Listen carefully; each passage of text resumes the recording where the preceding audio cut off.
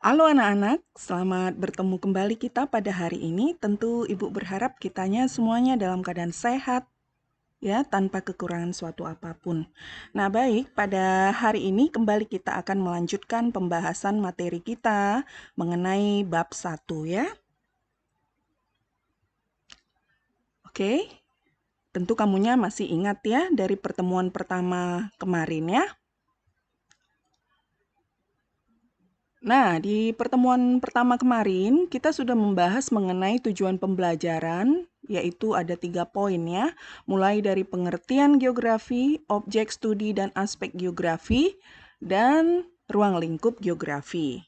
Nah, tentu untuk hari ini ya, kita akan membahas mengenai konsep geografi.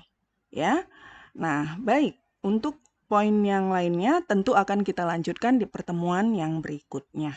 Oke, nah baik kita mulai ya. Nah, apa yang dimaksud dengan konsep geografi? Ya, nah menurut Nursid Sumaatmaja, konsep geografi itu adalah pola abstrak yang berkaitan dengan gejala-gejala nyata tentang geografi. Nah, ada 10 konsep esensial ya, 10 konsep mendasar dari geografi ya secara umum maupun menurut IGI atau Ikatan Geografi Indonesia ya. Nah, yang 10 itu adalah kita bahas ya sebagai berikut ya. Nah, yang pertama kita lihat itu adalah lokasi ya. Nah, lokasi ini itu adalah suatu tempat atau letak daerah di mana adanya keterkaitan suatu objek di muka bumi. Ya, nah itu yang dikatakan dengan lokasi atau letak. Nah, lokasi di sini itu terbagi menjadi dua. Ada lokasi absolut dan ada lokasi relatif. Nah, yang dikatakan dengan lokasi absolut, ya, nah itu boleh dikatakan adalah suatu daerah yang dilihat dari garis lintang dan garis bujur. Ya. Nah, yang harus diingat itu lokasi absolut ini bersifat statis dan tidak dapat berubah ya, karena dia berpedoman pada garis astronomis bumi. Nah, itu ya yang harus dipahami. Nah, jadi karena berkaitan dengan astronomis, garis lintang dan garis bujur, ya jadi dia bersifat tetap tidak bisa berubah-ubah, ya. Nah, baik. Nah, sementara kalau lokasi relatif, ya, nah itu kedudukan suatu objek berkaitan dengan keberadaan objek lainnya, ya. Nah, atau boleh juga dikatakan letak atau tempat yang dilihat dari daerah lainnya yang berada di sekitarnya. Nah, lokasi ini dapat berganti-ganti sesuai dengan objek yang ada di sekitarnya, ya. Jadi patokannya itu adalah objek yang ada di sekitarnya. Nah, oke, itu yang perlu harus diingat ya. Oke. Nah, jadi di sini ada dikasih contoh ya, sama seperti yang lokasi absolut tadi juga ada dikasih contoh, tentu itu bisa dipahami ya, tidak hanya letak Indonesia, letak negara lain, letak suatu wilayah lain. Intinya berdasarkan letak lintang dan garis bujurnya atau garis astronomis. Nah, sementara kalau lokasi relatif itu kita contohkan saja di sini misalnya ya sekolah kita ya, Sekolah Metodis 2 Medan.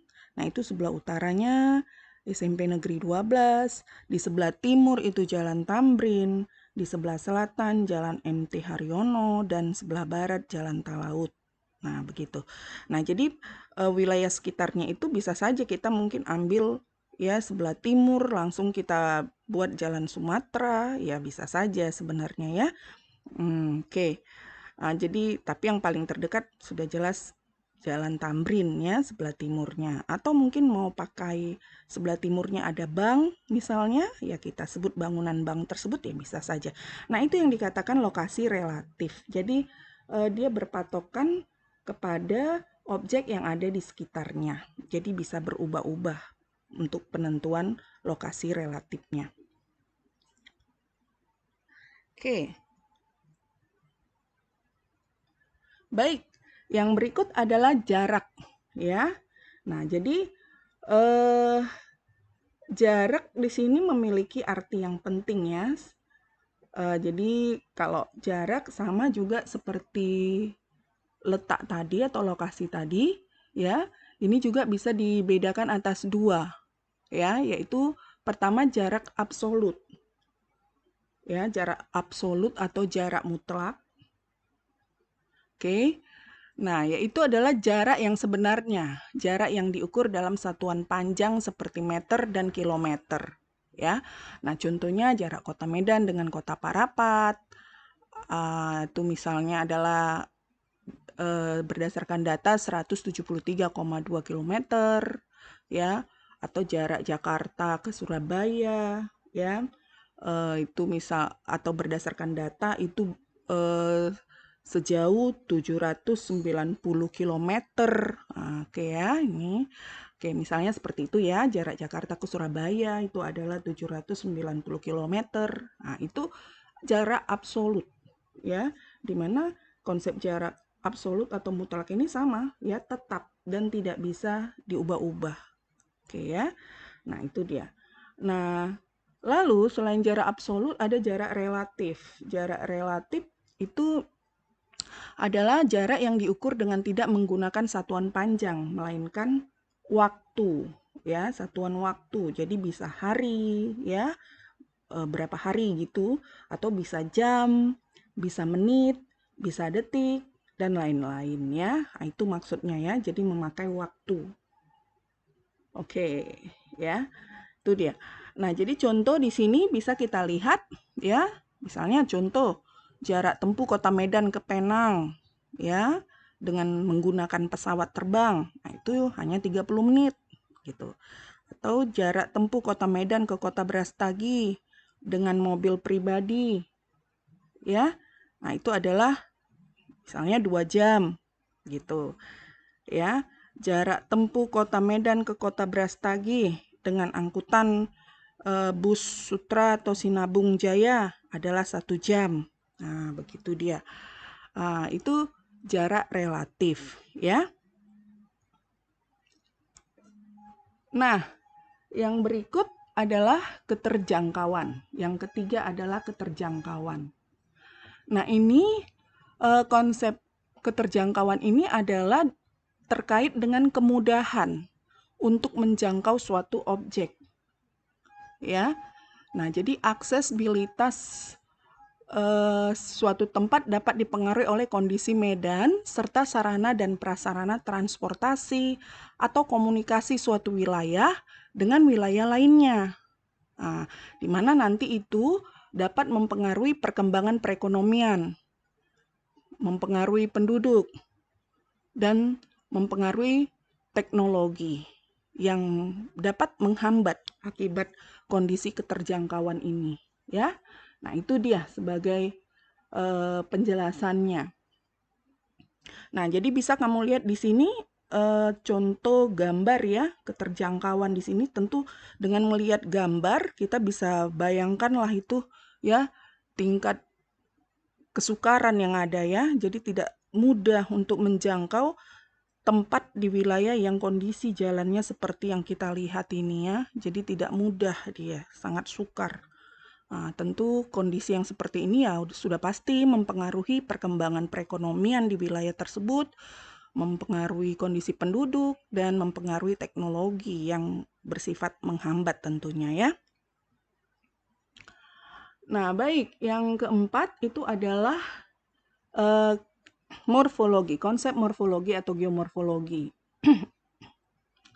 Nah, konsep morfologi atau geomorfologi ini itu terkait dengan bentuk muka bumi, ya. Bentuk muka buminya akibat proses alam dan bisa juga karena dipengaruhi pola aktivitas manusia. Nah, jadi bentuk muka bumi itu oke, kita sudah tahu berkaitan dengan relief ya, apakah itu berupa daerah pantai, berupa dataran rendah, dataran tinggi, perbukitan, daerah pegunungan ya. Nah, tentu itu akan nantinya bisa mempengaruhi ya kan kondisi sosial, kondisi ekonomi dari penduduk yang tinggal di bentuk muka bumi yang kita sebutkan tadi, ya. Nah, jadi bentuk muka bumi ini juga bisa dipengaruhi oleh aktivitas manusia yang berkaitan dengan pembangunan, ya, aktivitas pembangunannya. Nah, ini bisa kita lihat dari gambar, ya. Ini dia berkaitan dengan morfologi yang dipengaruhi oleh bentuk muka bumi yang kemudian diolah, diberdayakan, dimanfaatkan oleh penduduk yang ada di sekitar seperti yang kita lihat di gambar, ya. Nah, baik, yang berikut adalah aglomerasi atau pengelompokan, mengelompok, ya. Nah, jadi konsep ini terkait dengan kecenderungan persebaran yang mengelompok, baik berupa fenomena atau objek pada wilayah di permukaan bumi, ya.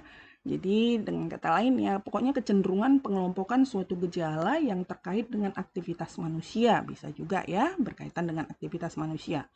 Nah, jadi contohnya di sini ya bisa pengelompokan kawasan industri yang sengaja dipisahkan dengan objek daerah pemukiman yang dipisahkan dari pemukiman penduduk, ya. Jadi khusus dia pengelompokan kawasan industri misalnya seperti itu, atau bisa juga berupa kelompok perumahan elit, kelompok perumahan pegawai Pertamina misalnya, kelompok perumahan kumuh, atau bisa khusus hanya pengelompokan lahan hutan pinus saja, lahan hutan mangrove, perkampungan suku Dayak, suku Jawa, suku Tionghoa, dan lain sebagainya. Pokoknya itu yang dimaksud dengan aglomerasi atau mengelompok, kecenderungan persebaran yang bersifat mengelompok, ya.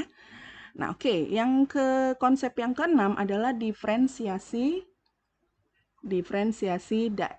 daerah ataupun diferensiasi area, ya. Nah, ini konsep ini terkait dengan karakteristik unik dan khas dari suatu daerah atau suatu wilayah, ya. Nah, jadi bisa dikatakan diferensiasi areal ini ya biasanya membandingkan antara dua wilayah untuk menunjukkan adanya perbedaan antara satu wilayah dengan wilayah lain. Ya, karena ya kembali lagi ya, karena tiap wilayah memiliki karakteristik yang unik. Nah, itu ya. Nah, jadi misalnya di sini contoh keunikan dari daerah pegunungan. Ya, tentu itu mempengaruhi nanti mata pencarian penduduk yang tinggal di situ ya. Jadi disesuaikan dengan kondisi iklim, kondisi tanahnya. Nah, jadi akhirnya memiliki keunikan tersendiri. Keunikan dari daerah dataran rendah, keunikan dari daerah gurun, keunikan dari daerah kutub, ya. Nah, itu. Jadi sama juga keunikan dari daerah pantai, ya. Nah, jadinya ya banyak penduduk yang bermata pencarian sebagai nelayan, sekaligus ya mungkin ada juga yang sebagai petani, baik itu petani pasang surut, petani garam, ya misalnya seperti itu ya contohnya. Nah, jadi itu yang dimaksud dengan diferensiasi area, ya. Baik, lalu kita lanjut dengan konsep ketujuh. Konsep ketujuh itu adalah interaksi dan interaksi dan interdependensi. Ya, interaksi dan interdependensi. Ya. Nah, ini merupakan hubungan yang saling mempengaruhi antara suatu gejala dengan gejala lainnya ya. Nah, jadi ini berkaitan dengan keterkaitan dan ketergantungan suatu daerah dengan daerah lain untuk saling memenuhi kebutuhannya. Nah, itu ya. Oke. Nah, jadi ini bisa kita lihat dari contoh gambar ini. Oke.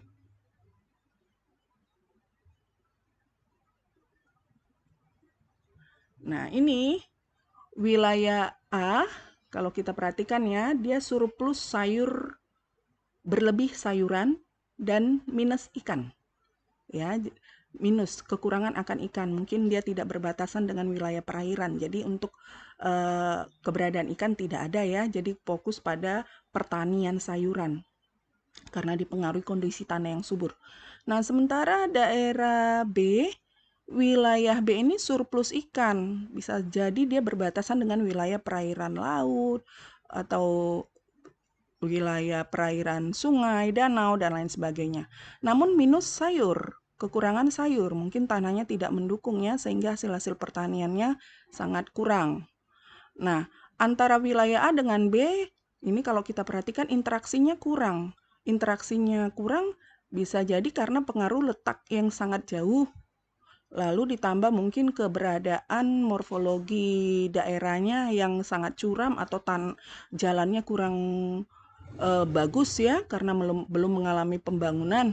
Nah, akhirnya interaksi kedua-dua ini walaupun saling melengkapi sebenarnya, ya kalau kita lihat ini garis putus-putus ya, berarti interaksinya kecil, tidak kuat, lemah ya, interaksinya lemah walaupun saling melengkapi nih kalau kita perhatikan.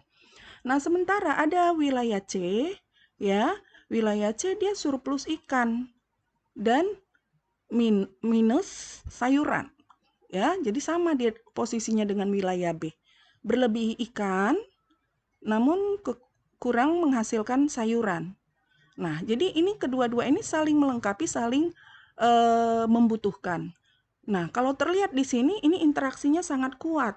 Sangat kuat ya, bisa jadi karena memang lokasinya lebih dekat, lalu ditambah lagi jalur transportasi yang memungkinkan. Nah, akibatnya untuk wilayah A dan wilayah C interaksinya sangat kuat ya. Nah, itu dia kalau kita lihat di sini ya, saling interaksi dan interdependensi ya. Nah, ini sama juga dengan gambar yang berikut, kurang lebih sama. Oke ya. Nah, itu dia yang dimaksud dengan interaksi dan interdependensi. Oke, ini gambar yang lainnya, relatif sama, berkaitan dengan contoh interaksi antar ruang ya. Oke.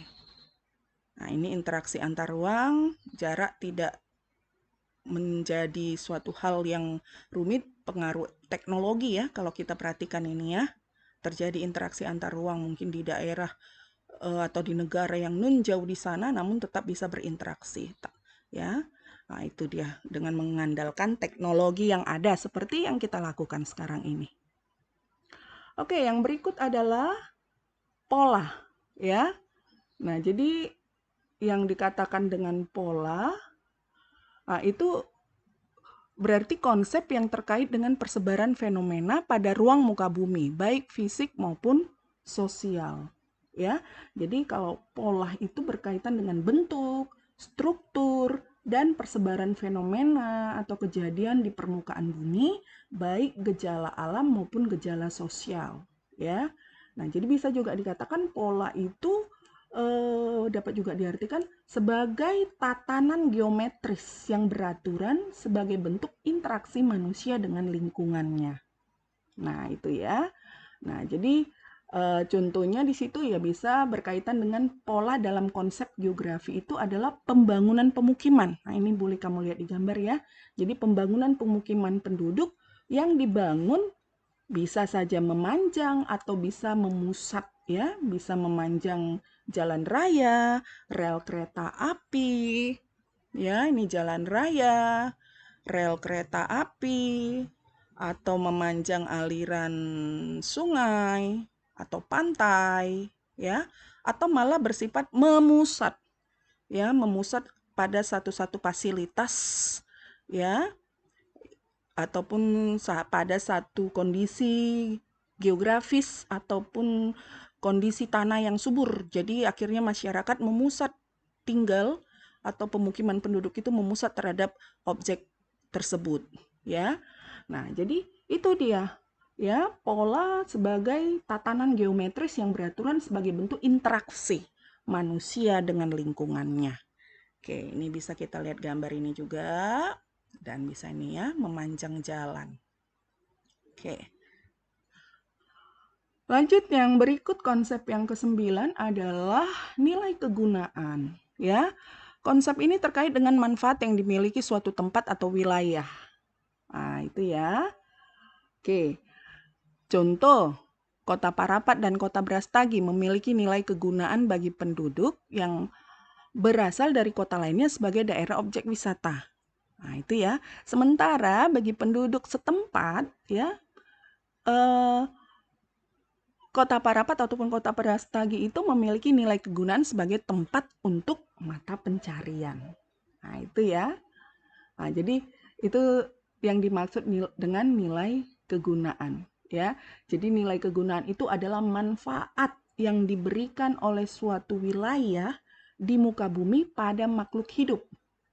Nah, jadi manfaatnya itu bisa saja tidak akan sama pada semua orang. Nah, itu maksudnya tadi ya. Nah, itu sebagai contoh tadi bisa kita pahami lah itu ya. Dari contoh lalu kita pahami, bisa kita alihkan ke pengertian ya seperti itu memang. Ya, jadi nilai kegunaan itu adalah manfaat yang diberikan oleh suatu wilayah di muka bumi pada makhluk hidup, di mana tidak akan sama pada semua orang. Oke, itu dia nilai kegunaannya. Contohnya bisa kita pahami itu. Nah, baik. Yang konsep ke-10 adalah keterkaitan ruang. Ya. Konsep ini mengungkapkan keberadaan atau perkembangan suatu wilayah yang terjadi karena adanya hubungan atau keterkaitan objek fenomena suatu wilayah dengan wilayah lainnya. Ya. Nah, itu ya. Oke, jadi bisa juga dikatakan keterkaitan ruang ini adalah hubungan antara suatu fenomena dengan fenomena lainnya yang merupakan suatu keterkaitan keruangan. Nah, itu bisa juga ya, nggak ada masalah, tapi sama pengertiannya ya. Nah, jadi contohnya di sini udah sangat jelas Ibu rasa ya. Contohnya misalnya seperti penduduk di daerah pantai, mayoritas bekerja sebagai nelayan. Nah, mengapa bisa begitu? Karena itu terkait potensi sumber perikanan yang ada. Nah, itu dia ya. Lalu, bisa juga Indonesia, contoh lain, mengalami iklim tropis. Nah, karena apa mengalami iklim tropis? Ya karena terkait letak astronomisnya, yang memang berada di lintang 6 derajat lintang utara sampai 11 derajat lintang selatan. Nah, lalu contoh yang ketiga, Indonesia memiliki hutan hujan tropis yang luas. Nah, mengapa bisa begitu? Nah, itu berkaitan dengan ya iklim tropis yang dialaminya, ya. Jadi sinar matahari yang sangat cukup intensif sekali ditambah dengan curah hujan yang tinggi. Nah, hal itu membuat jenis hutan yang ada di Indonesia merupakan hutan hujan tropis yang boleh dikatakan hutan yang sangat lebat, pohonnya berdiameter yang sangat besar, tinggi, ya mencapai 30 meter ataupun lebih, ya. Itu dia sebagai contoh ya. Jadi saking lebatnya sampai berkanopi seperti atap jika dilihat dari atas. Nah, itu dia misalnya ya. Oke, dan ditambah tentu juga dipengaruhi oleh kondisi tanah yang relatif subur. Oke. Nah, baik. Nah, lalu contoh lain misalnya lahan hutan pinus tumbuh dengan subur. Hal ini terkait dengan wilayah pegunungan ataupun dataran tinggi yang memiliki suhu yang dingin yang mendukung pertumbuhan hutan pinus, ya. Atau contoh lain misalnya juga kalau kita kaitkan ya, misalnya seperti negara Singapura itu mengalami polusi udara ya, mengalami polusi udara yang diakibatkan oleh kebakaran hutan di Provinsi Riau. Misalnya ya, yang memang kenapa bisa begitu? Ya karena letaknya yang berdekatan. Jadi terimbas ya akibat kebakaran di Riau. Nah, asapnya itu sampai ke negara Singapura dan mereka mengalami polusi udara ya, gitu ya. Nah, itu sebagai contoh konsep yang ke-10 mengenai keterkaitan ruang. Oke, baik anak-anak, itulah 10 konsep esensial geografi yang bisa kita sama-sama pahami yang sudah Ibu jelaskan. Ya, semoga kalian boleh paham, bisa mengerti. Nah, seperti biasa, hal-hal yang penting dapat kamu salin. Ya, ingat, kalau materi yang ada di GC tentu ada waktunya ya, nantinya akan terhapus. Nah, untuk itu jangan lupa untuk tetap menyalin sebagai pertinggal bagimu. Ya, nah oke, baik, sampai di sini dulu. Tetap semangat, tetap jaga kesehatan. Oke, atas perhatiannya Ibu ucapkan terima kasih.